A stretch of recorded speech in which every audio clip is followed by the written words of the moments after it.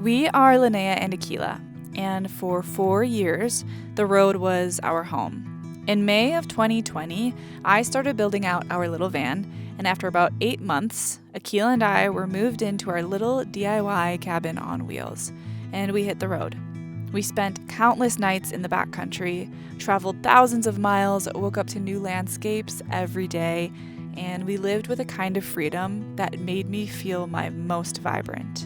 And after 4 years of full-time van life, I was not ready to walk away from this lifestyle or the freedom that I felt, but I was ready to start looking into some other options, and I did something that I never thought I would be able to do. I bought 40 acres of raw desert land. No house, no infrastructure, just open space and possibility. Now, after a year of living on and off the property, working on projects, putting literal blood, sweat, and tears into this very special place, and learning so much along the way, I want to take a step back and show you everything that has happened. The progress, the challenges, the mistakes, and the moments that made it all feel worth it.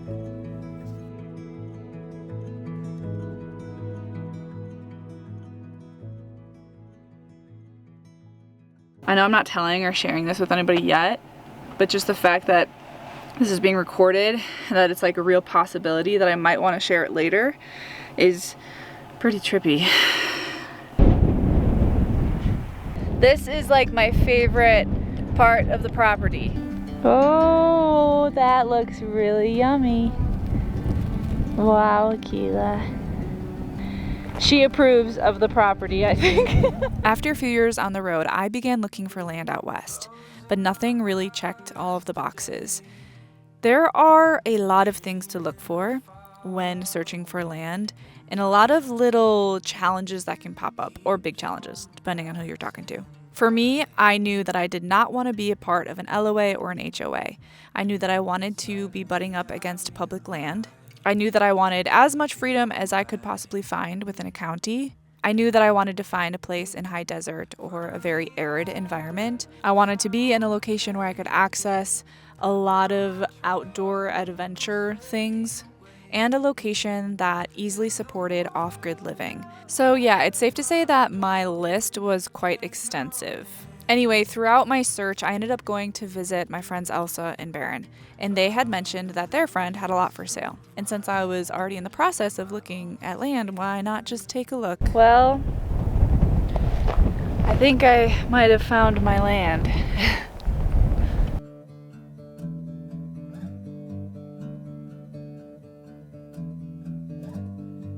The sun rises behind her eyes. I'm a little nervous. I'm sweating. This is exciting. Are you sure you're gonna do this? I'm 100% sure. She feeds my soul all the gold I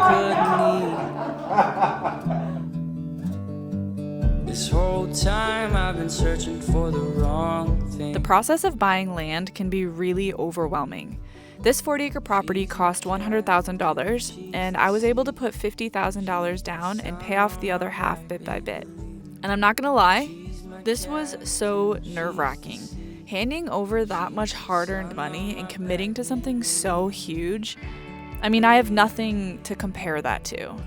But the moment that I signed my name, it really just felt so right. And so all of that stress and the uncertainty kind of leading up to that big final signature was definitely worth it. And looking back, I am so grateful that I structured the payments in the way that I did, because the first big expense hit fast. And the biggest one was drilling a well.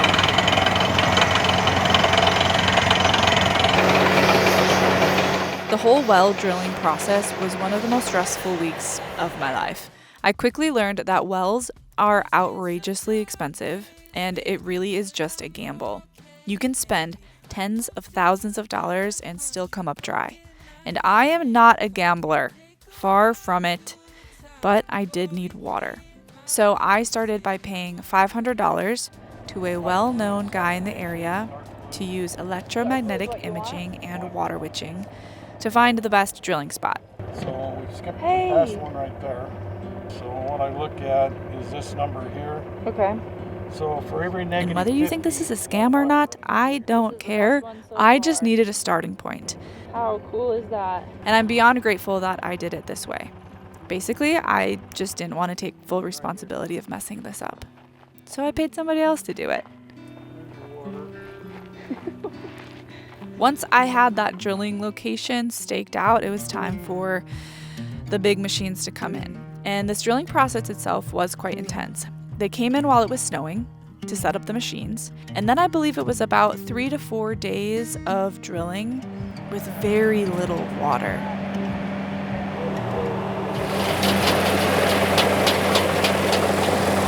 All right, so after these two more sections, I'll be at 305 feet. That means I have spent $13,500 and have not hit water, if we don't hit water within that time. What the guy's asking for is what depth I'm willing to go to.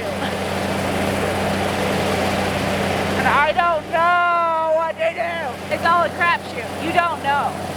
The person drilling the well doesn't know. Nobody knows where the water is, how deep you have to get. So right now I'm saying 500. I don't know. Holy cow.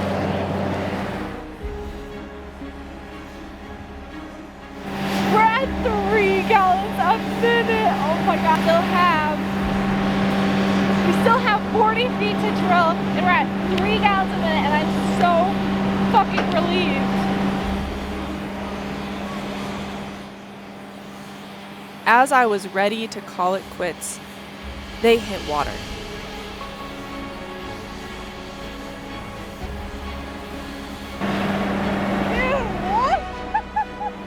Just under $30,000 later, I have a really amazing well, producing about 20 gallons a minute. Now this changed everything. It cemented plans for a garden and for trees and for a really incredible future on this property. But before I could get too ahead of myself, I had to deal with something that very few people talk about: the paperwork. So I got these two, and then I also needed to make a copy of my deed of trust. I don't know if I just, like, my heart is beating right now thinking about not doing this all correctly. First time landowner, how the heck are you supposed to know what you're doing? Navigating county regulations and making sure that all of the paperwork is in the right place and filled out correctly has been one of the biggest learning curves of this whole process. Maybe one of the scarier things. And to be honest, I have done a lot of it incorrectly. But one of the things that I've learned is that rules change. So something that was perfectly legal when I bought the land suddenly became an issue a little bit down the road. So, little piece of advice, keeping an open line of communication with the county is crucial. And it might even save you from getting a scary letter in the mail, but more on that later.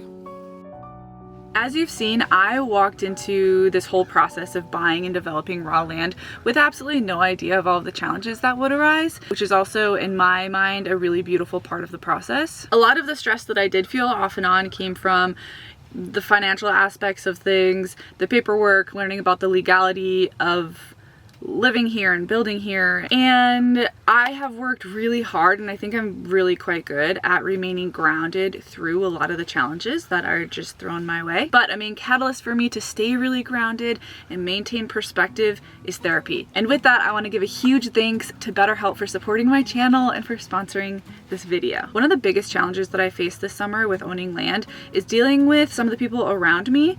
So I was reported. This came as a total shock out of nowhere, and it was a huge stress on me. Everything from like the financial aspect to wondering who did it and why they care what I'm doing, and then understanding what it meant legally and like what course of action would be best to take, and then finding somebody who I really trusted to help me, which I did, and then also learning all of these new skills that were required for the project, and then putting aside the other projects that I was working on to finish this project. And while it's all just a part of these big life decisions and learning through things, I don't think I got one full night of sleep that whole month. And during that time, I leaned so heavily on my therapist to keep reminding me only of the things that were in my control. She also really helps me recognize when I am creating these like narratives in my head that just are not true, or if my energy is being consumed by things that just don't benefit me in high stress moments. And I think my favorite part of therapy is having this really close, open, vulnerable relationship with somebody before big life moments happen. That was a really big lesson I learned when my dad passed, and I didn't have a strong relationship with somebody outside of my friend and family unit to speak to really candidly about what was truly going on with me in those moments. And I'm very aware that life's challenges are going to be a forever part of life, and I feel really, really grateful to have such a close relationship with my therapist, because I know for sure that I will always have her to be completely open and honest and vulnerable with. Now, when you use BetterHelp, they make sure that the therapists are well qualified, and the customer support team is always there to help you. You can also easily switch therapists at any time at no extra cost. So just know that finding a therapist can also feel a little bit like dating. They can be really wonderful therapists and maybe just not wonderful for you. If you feel as though BetterHelp could be helpful for you, make sure to click the link in my description below or go to betterhelp.com/Linnea and get 10% off of your first month of therapy. She loves this thing. I would say the second major project after the well was getting a shipping container. So I went with the cheapest option, which means that it comes with a good amount of rust and some thin spots in the roof and a few patches. But I love her. The plan was always for half of this to be storage for tools and gear and stuff like that. And then the other half was to become a home gym.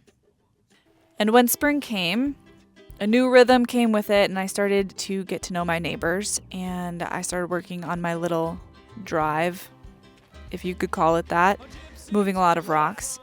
I also bought a little truck to help around the property. It was cheap and practical and perfect for trips to the mailbox or hauling little supplies around the property. And Barron taught me how to drive stick, which was quite the process. So what is it in right now? Neutral. So you find out that it's in neutral just by that. Like if it has play, it's in neutral. Okay, so then I'm gonna put it in first and then start driving, or do I start? You got to have the clutch in. Oh God, I don't remember. That's the brake. So that's this the is foot brake, yeah. I push the clutch in. Push the clucker in. I might need snacks, huh? Okay, so are you in first? Yeah. Keep giving it gas. Push the clutch. Oh no. You take my sweatshirt off, I'm getting hot.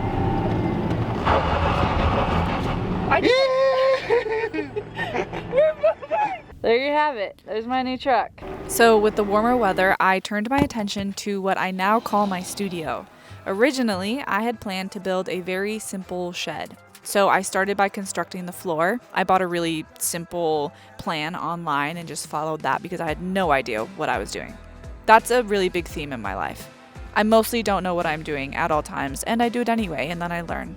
And I love that whole process. So what started out as just a shed, unsurprisingly, evolved, and my whole vision turned into something entirely different. So after building this base, I paused the project for most of the summer because I had another big experiment to dive into. My very first desert garden.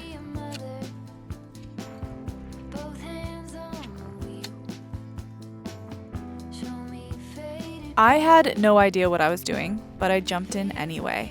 My neighbor Karen gave me some really amazing advice, but mostly this was trial and error.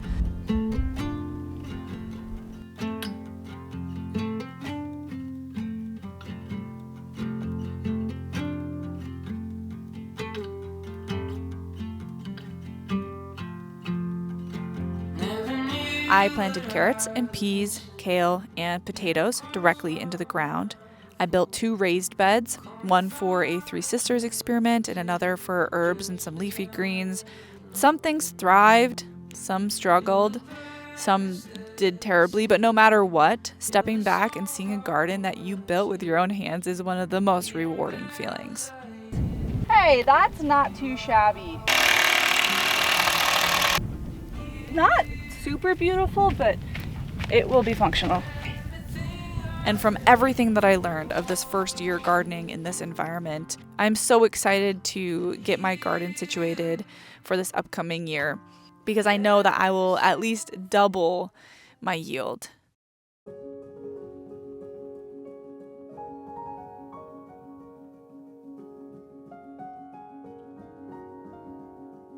Spring also brought a deep connection to the land. Beyond the physical process, like the well and the builds and the container, I found myself paying more attention to the landscape and the changing seasons and the rhythm of all the living things here. And I think that that connection is worth more than any project that I completed.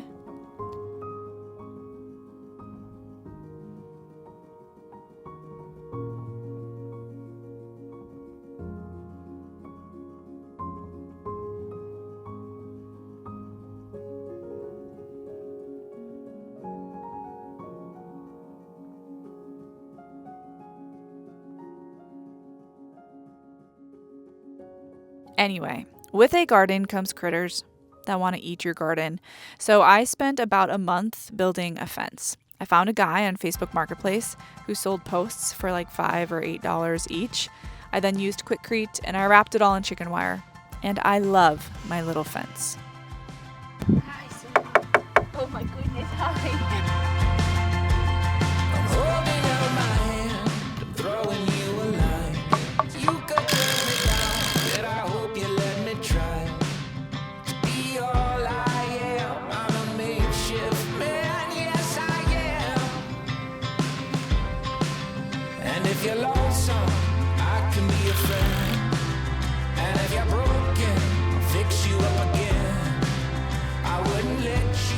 Now this garden did give me a good amount of food this year, but more importantly, it gave me so much knowledge. The sugar snap peas were abundant, the leafy greens did really well, as did the dill. The carrots thrived, and some things completely failed, but now I know. Look at this one. Oh, I love it. I want the paracord that's on top of this bag. Oh.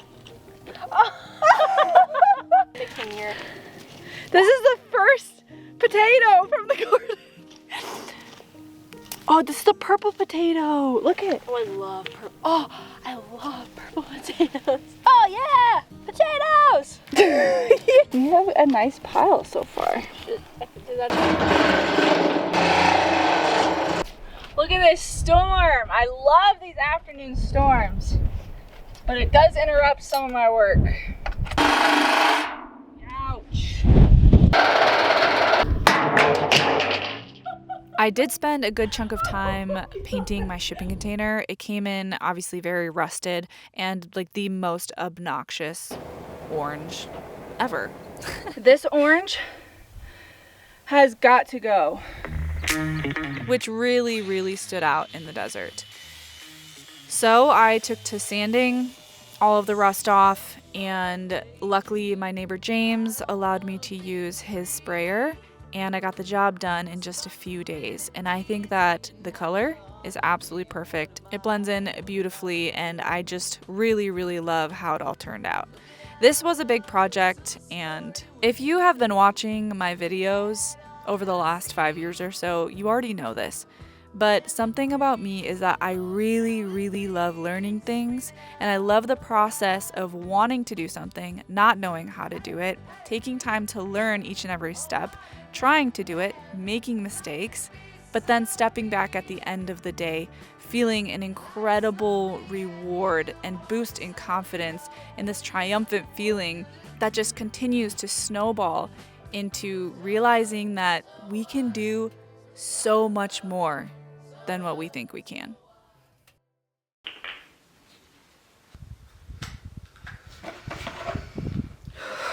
Okay. What I'm gonna do is use this extra hose as like the main line. Then my timer can go in here. I don't really know how to do that though. I don't really know how to do anything that I ever do, and I just tend to figure it out.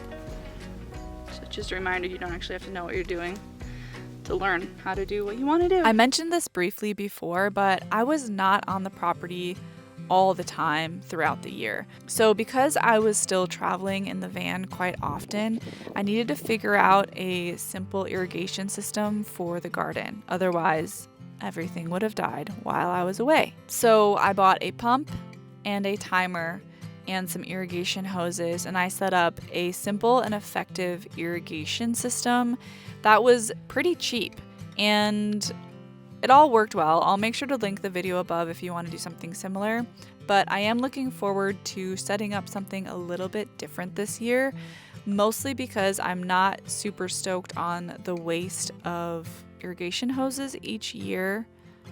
Still trying to figure that out, but this worked really, really great for year one, and it was simple, which is always a win.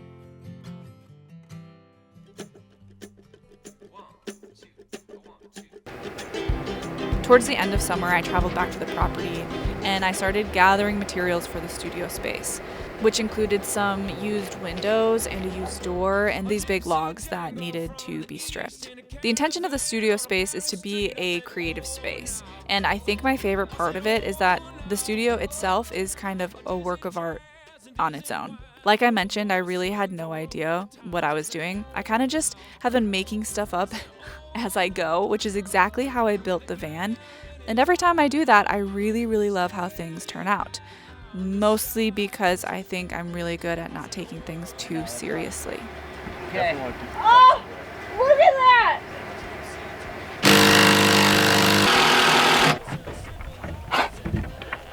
You guys, thank you so much. Now, one of my favorite things about owning land is having space and the freedom to do the things that I love.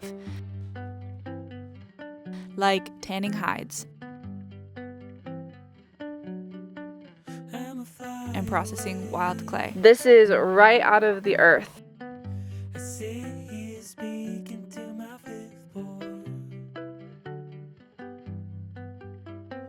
Or just walking around in a swimsuit with a hammer in my hand, barefoot, without a single person to judge my attire. But one of my least favorite things is being reported to the county. Yes, that happened, and it really sucked. Long story short, I needed a septic system fast. Somebody in the area had reported me to the county, and while I thought that I was doing things correctly, I wasn't, and I just needed to get a septic system in the ground. I didn't need to use it, it just needed to be in the ground. Something that is really important to note is that every county is very different. So, what works for someone in one county will not apply to somebody else even in a neighboring county. But despite how stressful this situation was, it turned into one of the best parts of the year.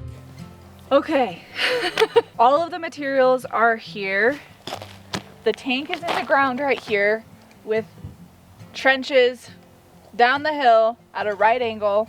And tomorrow I am digging the leach field, which is about 37 feet by 13. And I have a feeling that the person who reported me also watches my YouTube channel, so I just want to give a big old thank you for lighting a little fire under my butt and getting this huge project done so quickly. Anyway, I contacted my friend who knew a guy, and he helped me install the septic system. Actually, I just helped him because he was the professional. But through it, I learned how a septic system goes together. I learned how to operate a mini excavator, which was so fun, and we knocked it out in under 2 weeks. This project, all said and done, cost about $12,000. So it started as kind of a nightmare situation, turned into a really huge win. I made new friends, and I got this really big job done, and I even built a solid relationship with the county through it all. Definitely the worst part was the stress, and then that big financial part that I wasn't really planning for, but now it's all done, and I never have to put a septic system in ever again. It's done! It's done! Oh my gosh. This is what my septic system looks like. This is the leach field, and this is the manifold, and then You've got the pipe and a 90-degree angle into the leach field. So I am very relieved that that chapter is behind me.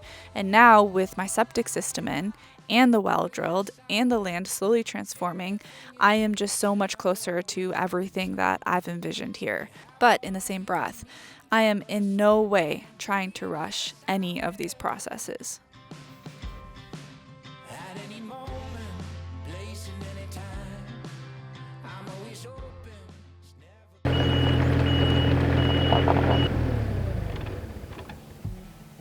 I'm done. I'm done. What? Hi, I'm all done. Oh my gosh, I'm done. Good job. What are you doing?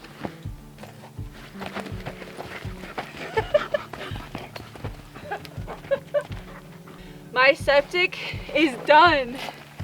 Oh my gosh. I never have to do that ever again in my entire life. I've learned that with each new season comes a whole new list of must-do projects.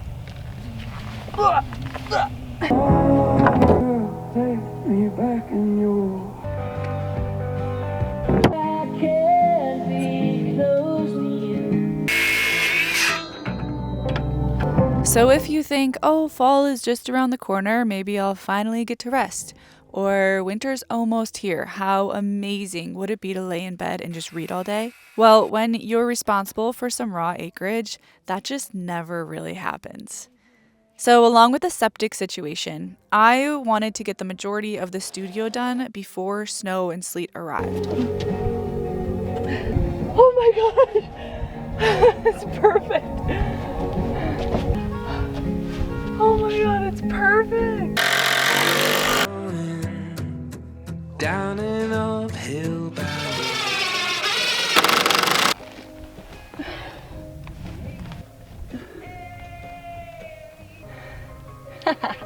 It's 4:30 right now, and we're gonna try to finish this before sundown, which should actually be easy.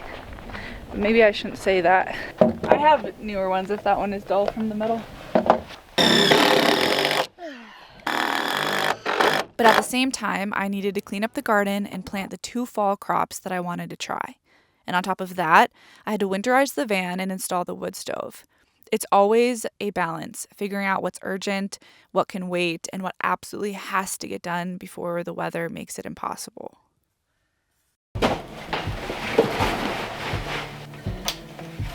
Oh yeah. The storm isn't here yet, but it's still really cold today. And I've got a lot of stuff to do. Once the garden was prepped for fall, with garlic and sunchokes planted in my raised beds, I settled into working on the studio. Doing good, I'm on some new shit.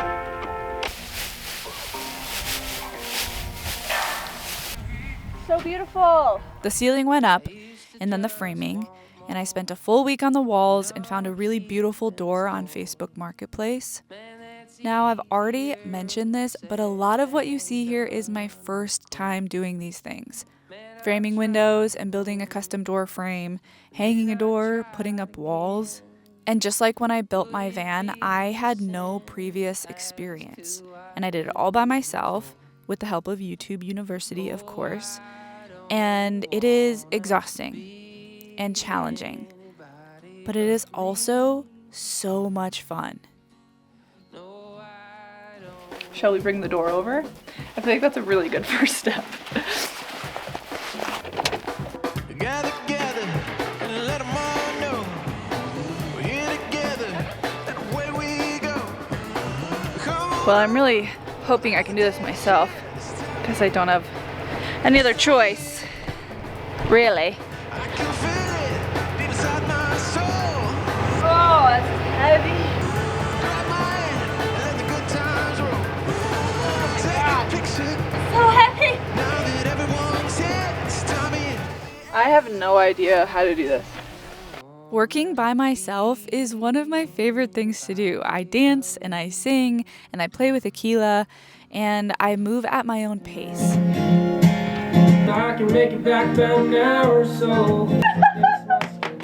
The pride and the gratitude that I feel from all of this is really hard to explain. Hi,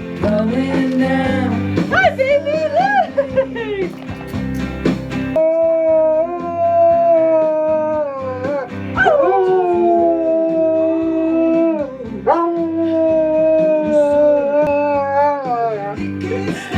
I know, it's so exciting, isn't it? Oh no! Have you ever seen the rain? And yes, I do ask for help when or if I need it. But I also want to be very clear. If you want to do something on your own, if you want to experience the growth that comes from troubleshooting and figuring things out, that does not mean that something is wrong with you. Is that it? Is that right? I can't see. It doesn't mean that something needs to be fixed. It doesn't mean that you're broken or too stubborn or incapable of asking for help. I have heard it all, believe me. Some of us just thrive in that space of learning through the doing.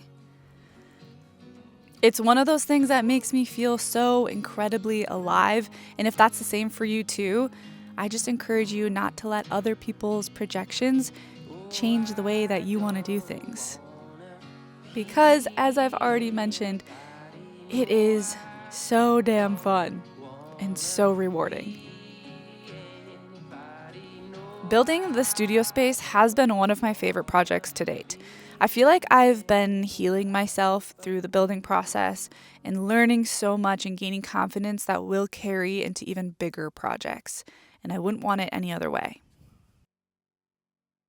And even when the snow started falling, I kept working. I'm gonna try to work through the cold.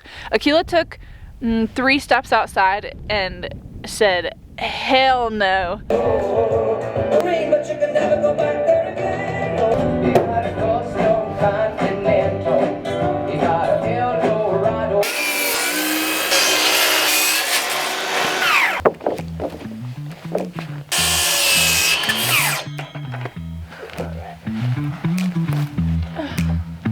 Bless yourself.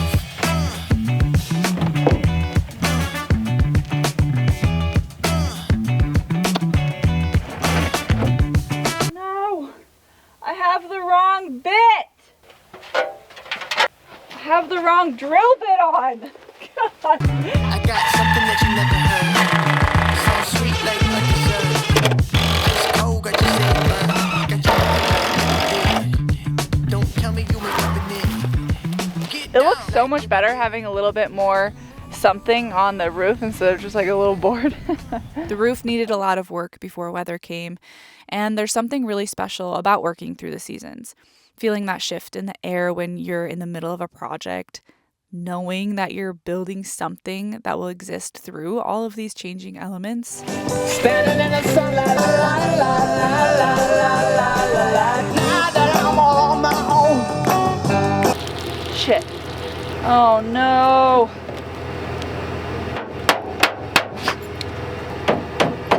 Yeah, it's all iced up here. And right now it's probably below 25 degrees out here, so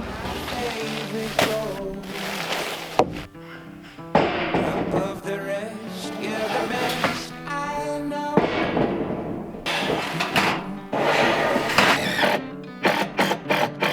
A shade of rose, a flower bed on my favorite stone.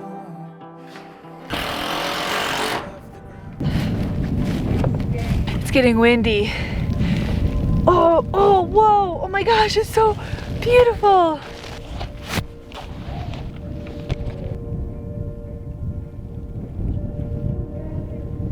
And as more snow came and the temperatures dipped, I was forced to slow down on projects.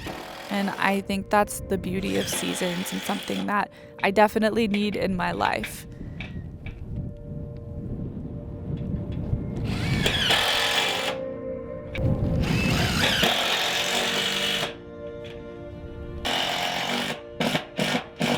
So the studio is still in the works.